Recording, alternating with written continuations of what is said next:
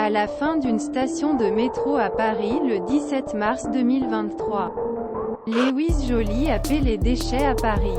Les raffineurs qui se désengagent ce week-end ou les superviseurs qui menacent ne pas passer le bac. L'appel, jeudi 16 mars, par le Premier ministre Elisabeth Borne, à l'article 49.3 pour adopter loi sur réforme des pensions. Renforce de strikers. Action est prévue pour ce week-end avant grève du 23 mars. Dans les raffineries, le spectre d'un long blocage dans le domaine des raffineries. La colère monte d'une encoche.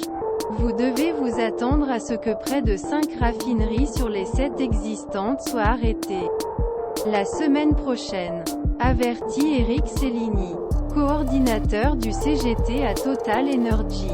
Ceux dont j'émette sont déjà. Celui la Normandie est dans la phase lettres et sera le lundi ou mardi. Tout comme celui TRAUNCHON, Fall 2022.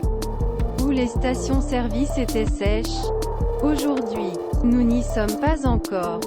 Mais l'épisode d'hier peut durcir les positions, a déclaré Geoffrey Caillon, coordinateur du CFDT.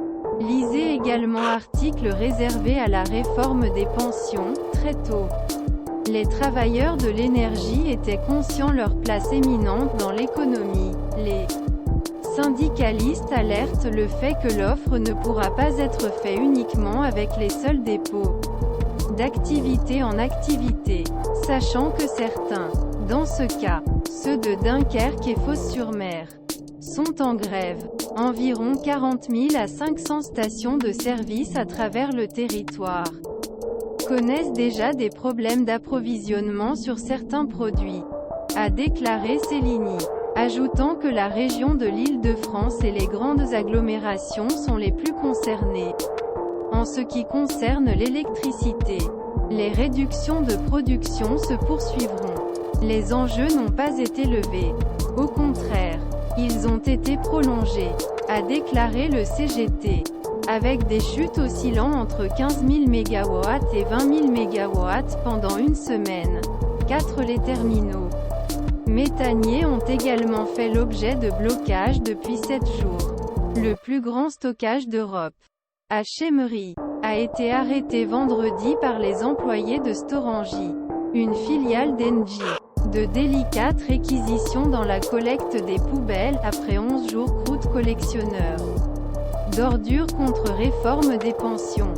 10 000 tonnes déchets, selon mairie, n'ont pas pu être collectées à Paris. Vendredi 17 mars, Anne Hidalgo, qui soutient grève, pour commencer à réquisitionner fonctionnaires et essayer déverrouiller les garages camions, poubelles, ainsi que 3 centres d'incinération situés près Capitale.